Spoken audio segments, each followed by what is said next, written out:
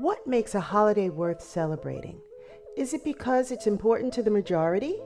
Or should significant dates for our country that mark a period of evolution and growth deserve recognition? What about ones that create a paragon shift in the trajectory of the nation? What about a date that memorializes one of the most pivotal moments in American history? One that commemorates the end of slavery and is the oldest and longest nationally celebrated holiday in the U.S. Does that deserve federal recognition? That date and holiday is on June 19th, otherwise known as Juneteenth or Black Independence Day, the birth of freedom. The 19th is the date when the last Confederate state that was returned to the Union's control, which in turn set the slaves free. Slaves in other states had already received word that they had been freed. However, recognition and organized celebrations didn't really begin until slaves everywhere were free. Sadly, the majority of Americans don't know or even recognize the importance of this date to our history, not just in Black history, but an important milestone in American history and the birth of freedom. Of course, as history always is, the story is complicated. Let me explain what I mean.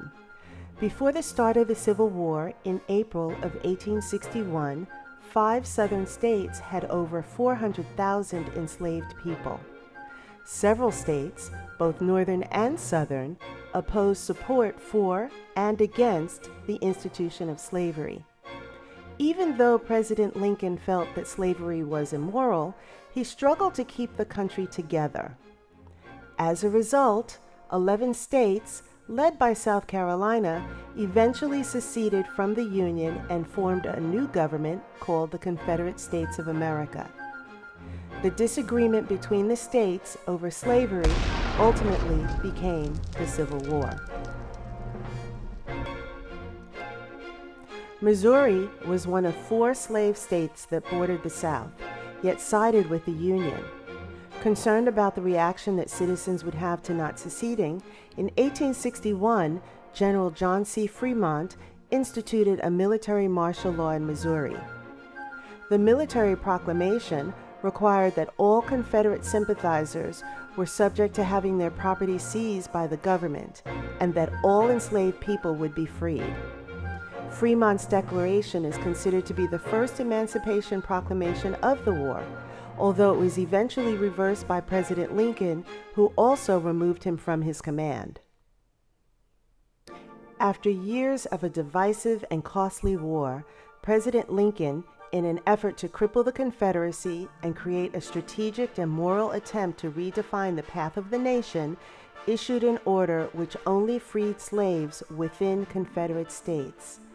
On 5 handwritten sheets of paper, slavery was abolished on January 1, 1863, by an executive order known as the Emancipation Proclamation, which stated that all persons held as slaves within any state or designated part of a state, the people whereof shall then be in rebellion against the United States, shall be then, thenceforward, and forever free. At a time that Britain and France were considering entering the Civil War in support of the South, the Emancipation Proclamation not only prevented them from becoming involved in the war, but was also instrumental in changing the focus of the war from preserving the Union to freeing the slaves. Reuniting the country by ending the war, the Emancipation Proclamation and the foundations of Reconstruction were recognized as Lincoln's greatest achievements. On February 1865, 2 months before his assassination, President Lincoln, in an address, said of the Emancipation Proclamation that, "I never, in my life, felt more certain that I was doing right than I do in signing this paper," he declared. "If my name ever goes into history, it will be for this act, and my whole soul is in it.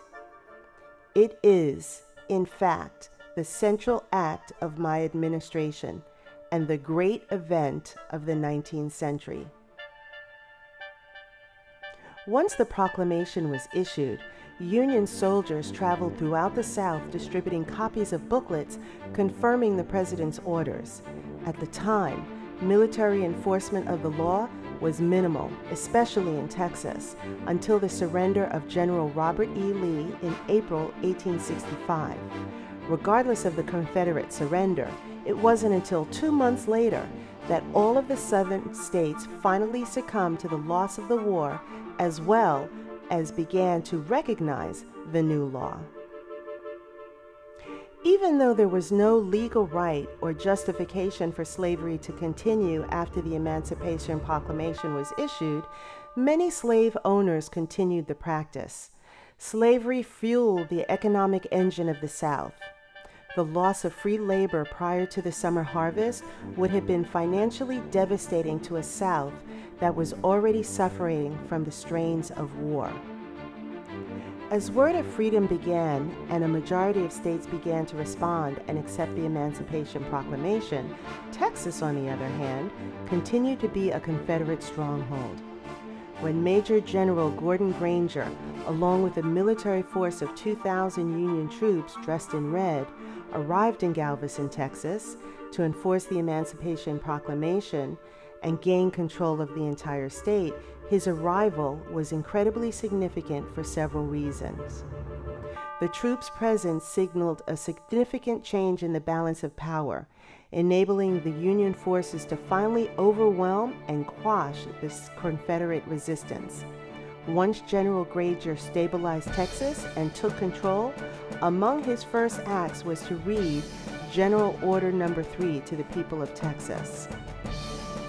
That day, June 19, 1865, not only changed the lives of hundreds of thousands of slaves in the United States, it also altered the course of our country's history. With these words, General Granger announced that the people of Texas are informed that in accordance with a proclamation from the Executive of the United States, all slaves are free. This involves an absolute equality of rights and rights of property between former masters and slaves, and the connection theretofore existing between them becomes that between employer and free laborer. After hearing those words, for some slaves, it created jubilation, yet it also developed significant issues. In some cases, the enslaved immediately walked away from their slave masters, even though they didn't have anywhere to go. Some remained out of fear or disbelief, while most slaves immediately left their captors and went in search of loved ones that they had been separated from. Since the word came from the Union soldiers, the expectation that the formerly enslaved would run from their masters and follow the troops, bogging them down, which was also a significant concern. Large camps made up of the formerly enslaved, called contrabands, were forming wherever the Union Army was stationed. For others, the phrase "going north" was a literal and figurative move toward freedom and a different way of life. Regardless of the decision that they made, they were suddenly faced with a new and unfamiliar status as Americans, with the same rights and privileges as all other citizens. As a result of the sudden chaos that was created, wealthy plantation owners and local politicians, concerned about preserving the upcoming cotton harvest and the significant loss of slave labor, pressured General Granger to amend the order, adding that the freedmen are advised to remain quietly at their present homes and work for wages. They are informed that they will not be allowed to collect at military posts and that they will not be supported in idleness either there or elsewhere. No encouragement or protection will be given to those who abandon their present homes for the purpose of idleness.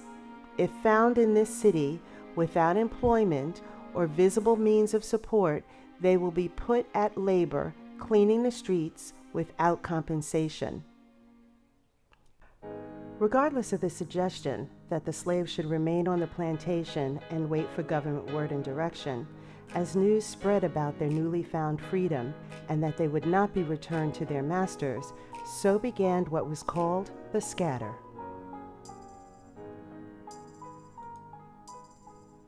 Understanding why there was a 2-year delay in the acceptance and recognition of the end of slavery has uncovered several interesting versions of the story.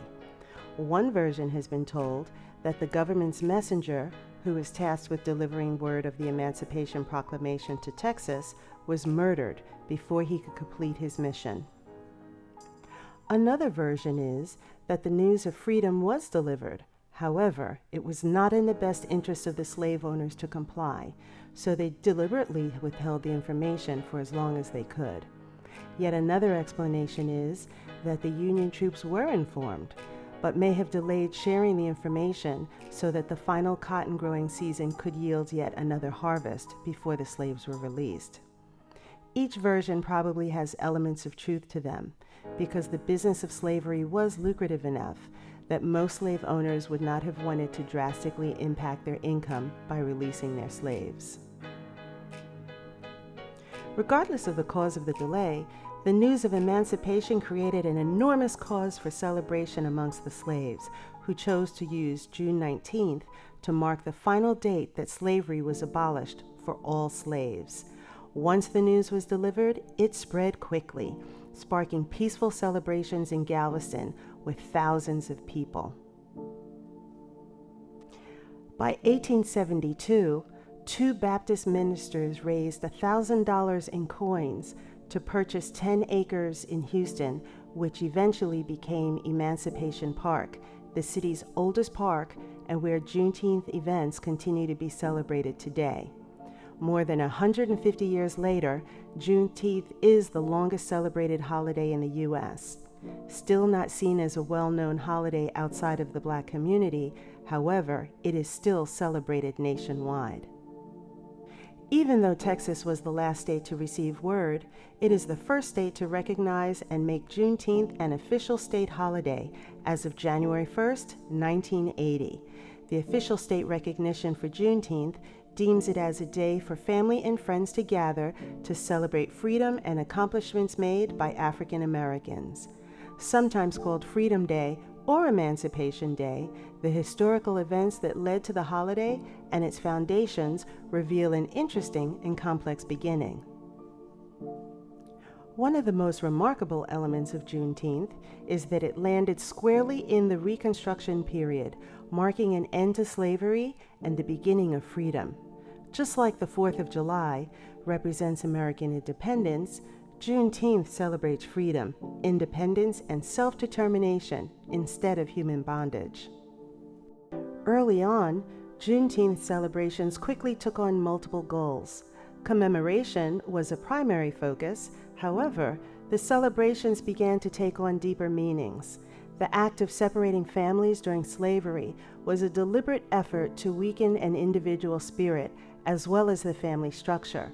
However, it was through that very structure, foundation, and strength of the African American family that provided the endurance and resilience necessary to survive. As a result, in addition to the celebration of freedom, it became an opportunity for people who were desperately in search of separated loved ones to come together and share information. Placing information-wanted advertisements in Black-owned newspapers in search of family was also a very common practice. The memories of being dressed in mostly rags during slavery established Juneteenth as a source of tremendous pride and a time to wear your Sunday best or your kingdom clothes and join in a parade of their finery. The day-long event usually ended with a large spread of food, including a roasted pig. Sometimes celebrated at different times during the year, Juneteenth became such an important element within the Black community and foundation for family traditions that it ultimately led to the annual uniting of relationships bonded by slavery and family reunions.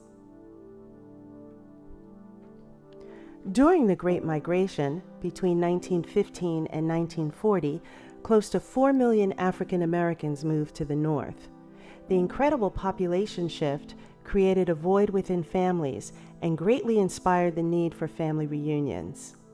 Slavery played a significant part in creating extended families as well as relationship ties that were formed during bondage. Reunions enabled people to not only establish family traditions, but also recognize the resilience that endured slavery. African American family reunions reunite and connect generations in not only the celebration of their lineage, but their heritage and community. Most reunions started with families and through connections to the church, both of which have always been the bedrock of African American culture since slavery. Over the years, the church, as the longest-standing Black organization, hosted peaceful celebrations that were considered acceptable during Reconstruction.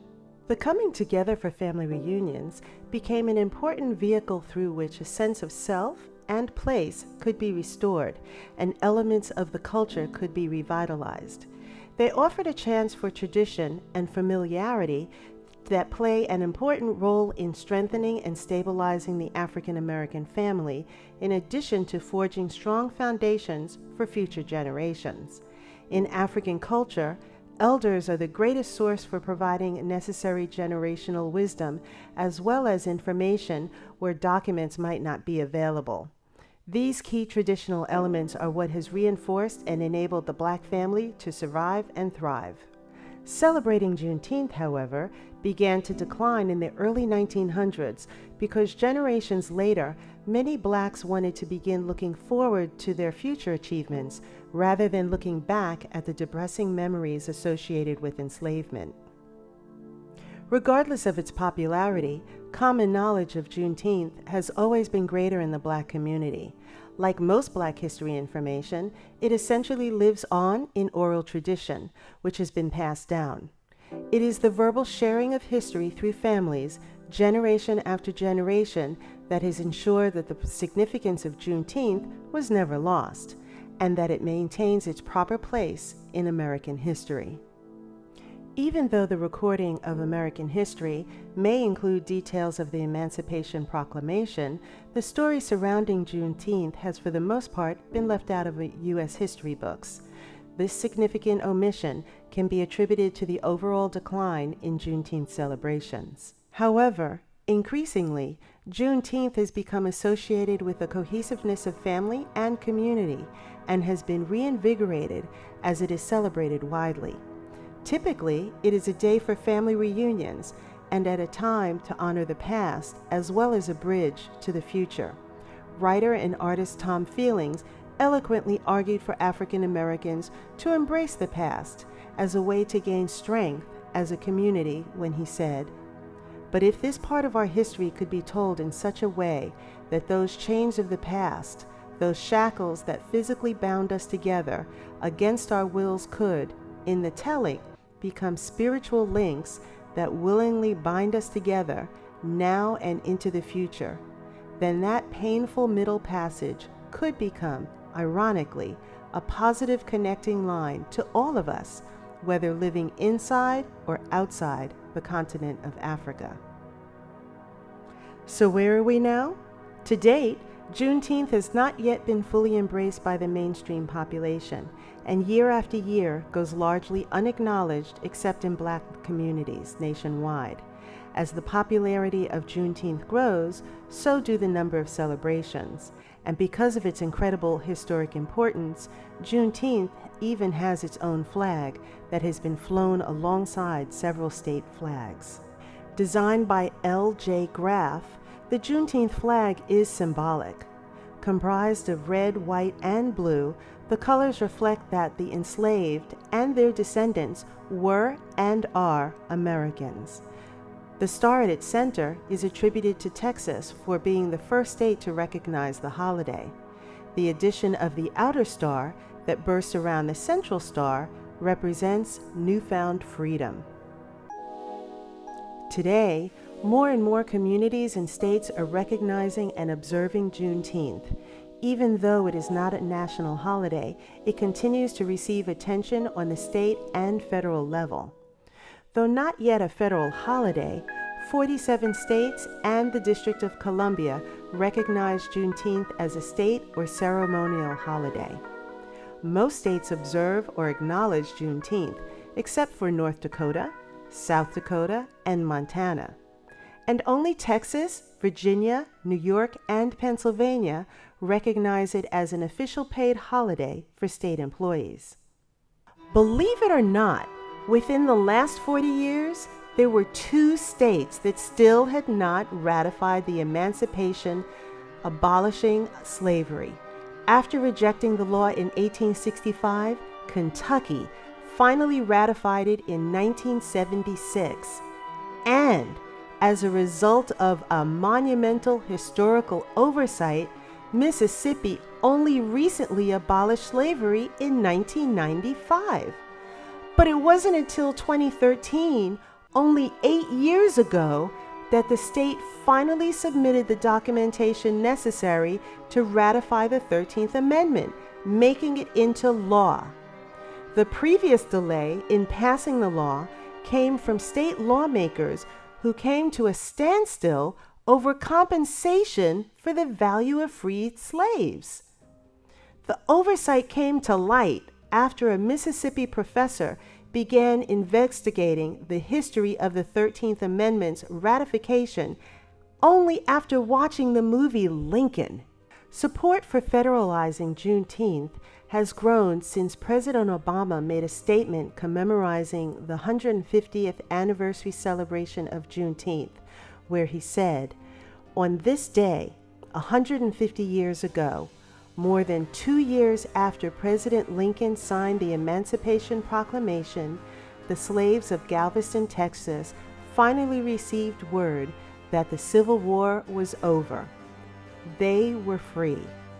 A century and a half later, Americans still recognize this occasion, Juneteenth, as a symbolic milestone on our journey towards a more perfect union.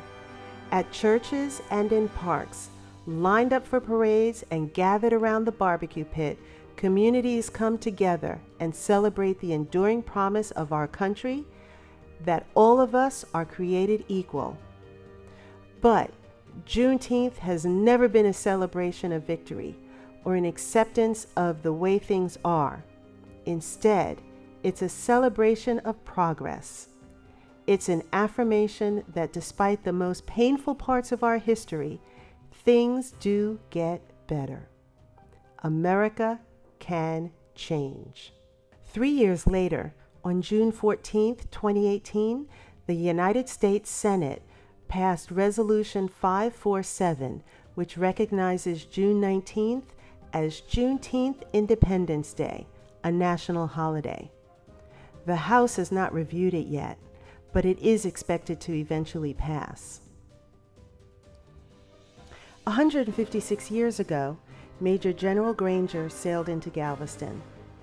Since then, in many ways, we've been living in a period of reconstruction. We are reconstructing the past, but we are also in a period of construction because we're using the past to build a better future, one that is inclusive. Celebrating where we've come from is as important as celebrating where we are as a nation. Hopefully, we will continue to move toward a time when an important holiday like Juneteenth will be embraced as a pivotal day in American history, marked as a day of celebration on all of our calendars. Thank you so much for watching. I'm Luana Graves Sellers, and this has been a Lowcountry Gullah production. For more information on Gullah Geechee history and culture, subscribe to our YouTube channel or follow us online at lowcountrygullah.com on Instagram and Facebook.